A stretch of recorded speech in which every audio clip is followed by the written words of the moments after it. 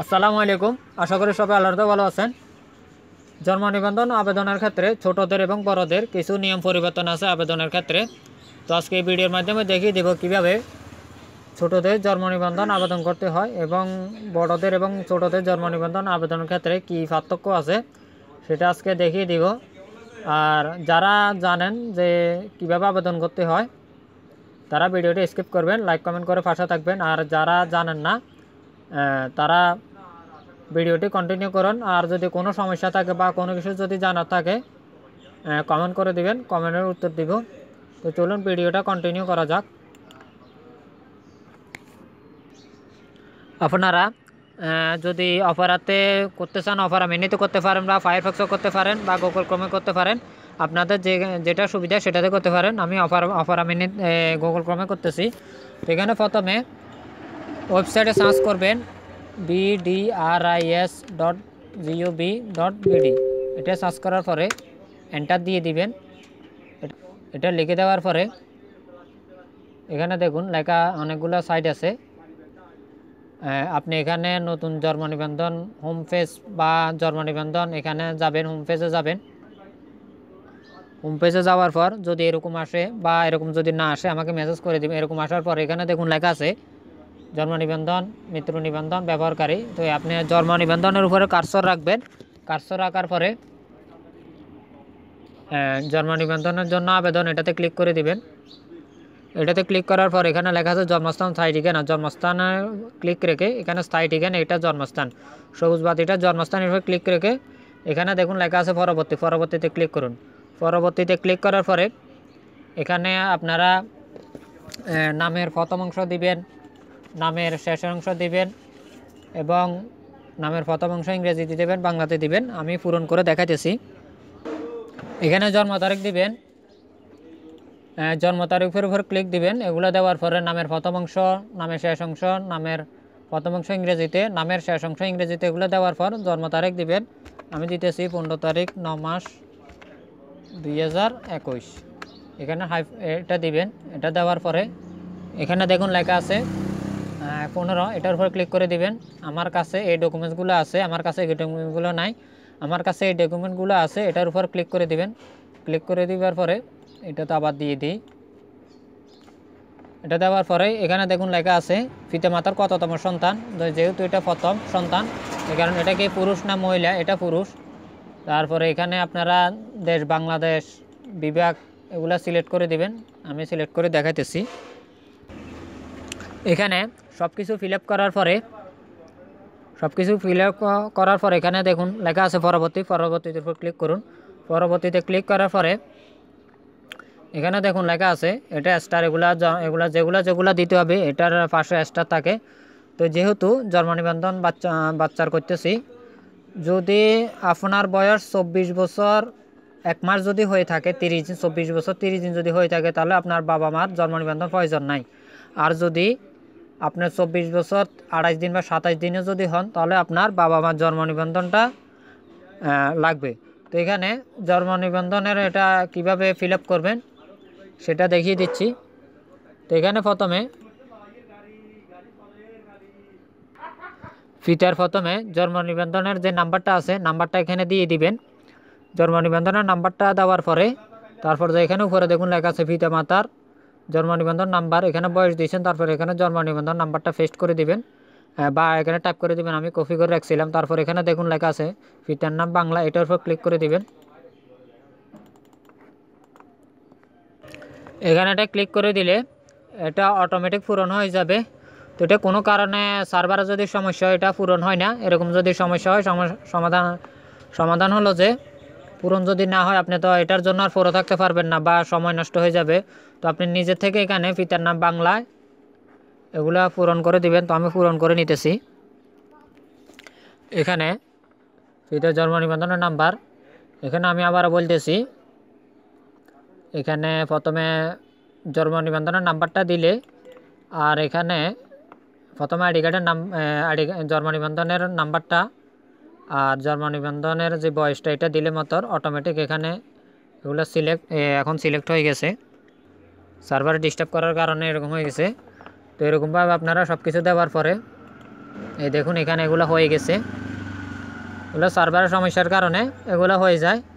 তো এটা কমপ্লিট করার পর এখানে দেখুন লেখা আছে এটাকে কোন দেশের, এটা যেহেতু আমরা বাংলাদেশের এটা দিয়ে দিলাম। এটা দেওয়ার পরে এখানে দেখুন লেখা আছে পরবর্তীর উপর ক্লিক করুন।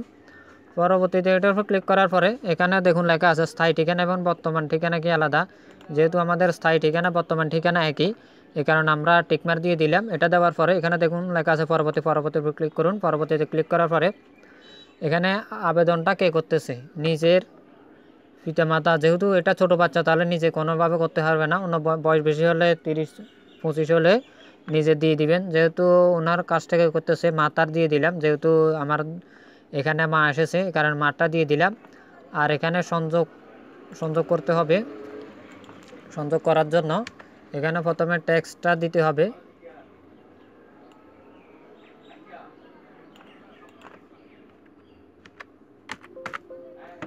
আচ্ছা, আমি ট্যাক্সটা এখানে নিই নাই, আগে ওটা স্ক্যান করে নিই। সব কিছু এখানে হয়ে গেলে আপনারা এখানে মাতার দেওয়ার পরে এখানে দেখুন সংযোজন উপর ক্লিক করুন। এখানে ক্লিক করার পরে এটা যেহেতু ছোট বাচ্চা, এটার প্রথমে যে বাড়িতে থাকে সেটা ইউনিয়ন পরিষদ থেকে ট্যাক্স বা যেটা পরিশোধ করে বাড়ির হোল্ডিং ট্যাক্স, এটা এখানে সাবমিট করতে হবে। তারপর এটার যে টিকা দিয়েছে টিকার কার্ড এটা সাবমিট করতে হবে। তো আমি যেহেতু স্ক্যান করে রেখেছি,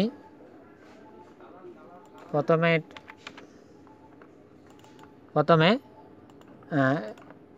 ট্যাক্সটা দিব। তো এখানে এটা এরকম আসার পরে এখানে দেখুন সিলেক্টে এখানে লেখা আছে, দুইটা অপশন আছে, পিতামাতার দ্বারা স্থায়ী ঠিকানা। যেহেতু আমি এটা দিব, এটা এখানে দিয়ে দিলাম।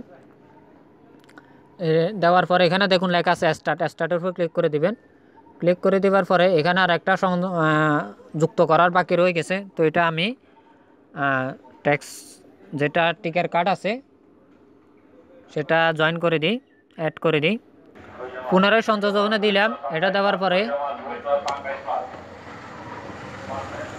এটা নিয়ে নিলাম। এটা দেওয়ার পরে চিকিৎসা যে ছাড়পত্র দিয়েছে এটার উপর ক্লিক করে দিলাম। ক্লিক করে দেওয়ার পর স্টার উপর ক্লিক করে দিলাম। এটা ক্লিক করে দেওয়ার পরে এখানে দেখুন লেখা আছে পরবর্তী ক্লিক করুন। এটা ক্লিক করার পরে এখানে আপনারা আগে একবার চোখ বুলিয়ে নেবেন আপনার সব কিছু ঠিক আছে কি না।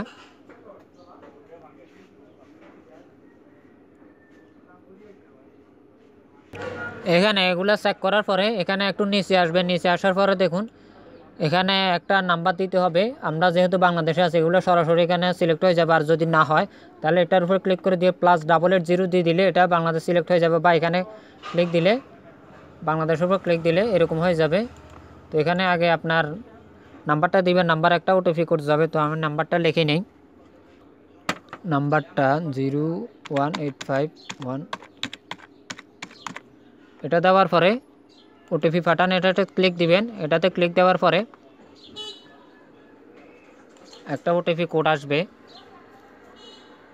কোডটা পেয়ে গেছি 233505 না 20, কোডটা 203503। আবার একটু দেখিনি।